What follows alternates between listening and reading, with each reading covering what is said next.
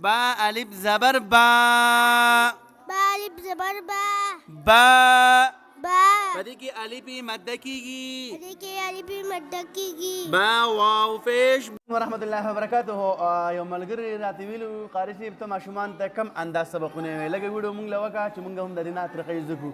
ټول ماشوم به تاسو په دغه کې واخلئ چې ماشوم الحمدلله غبراو نه شي. ماشوم ته لږ مینه به وکړي. د هغې نه بعد د بیا په ویډیو کې دا خبرې لږ ډېر زیات راځي چې دا ویډیو مختصر شي 2-3 منټه نه زیاته نه شي که نه جي. نو مونږ ماشوم ته په داسې انداز کې سبق وایو. ښه جي چوټه خانه څنګه یې؟ السلام علیکم ورحمت الله وبرکاتو.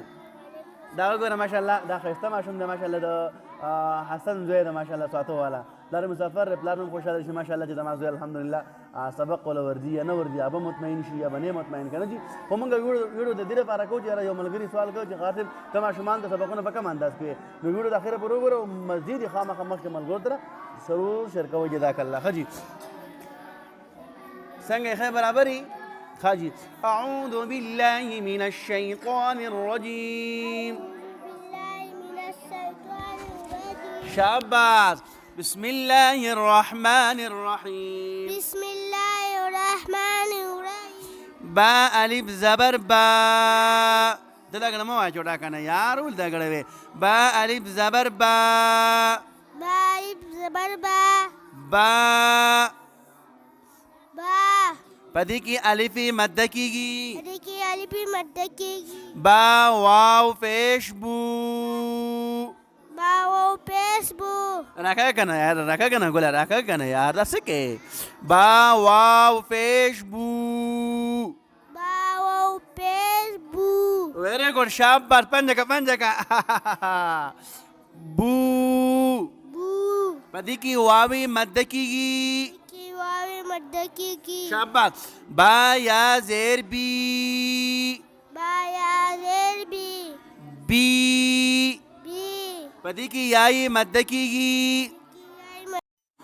چوټه خانه دا سبق په پکور کې 100 شی پیره واړه سو بیری 100 شی پیری به سبق واړه. ښه وادر ده به هوا با الف زبر با. با الف زبر با. با. با. پدې کې الف مد کیږي. پدې کې الف مد کیږي. با واو پیش بو. با واو پیش بو. بو.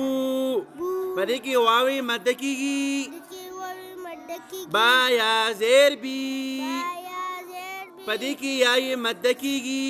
پدې کې یای مد کیږي. حالانکه ملګرو مونږ ماشوم ته 20 پیری ماشوم ته سبق وایو دا ماشوم به خود بیا هغه ماشوم سبق یادولی شي په یو پیر په دوه پیر باندې کار نه کیږي. ښه جي نو ځکه خو ما په دې کې داسې انداز کې ویل خو لیکن چې ویډیو بنده کړم ته بیا هم وروسته وایم نو دا ویډیو د سبق طریقه ده جي دوه سبق اورولو د هغې نه بعد الحمدلله ماشوم خوشحاله چوټه خانه څنګه ښې برابرې د هغې نه وروسته بیا سبق و نو الحمدلله سبق په مینه محبت باندې بیا یادوي. صحیح ده انشاءالله اولادي دا د قاعدې طریقه ده. شاته سبق دوهرایي دا به لازمي اول چې کله ماشوم راشي شاته سبق به ټول اورئ که دا 2 پاڼه والي که 3 ویلي که 4 ویلي خو دې دي کې چې 10 کسان په ورځ کې فارغ شي ټولو ته سبق ویل څه لازم نه دي. 10 ماشومان کمپلیټ کا 15 کمپلیټ کا 20 کمپلیټ کا خو په صحیح طریقه باندې دغه زموږ د ماشومانو درس تدریس طریقه ده چې نوي ماشوم ته په داسې انداز کې سبق وایي چې کومه ماشوم راشي سبق په داسې انداز کې سبقونه وي. جزاک الله احسن الجزا.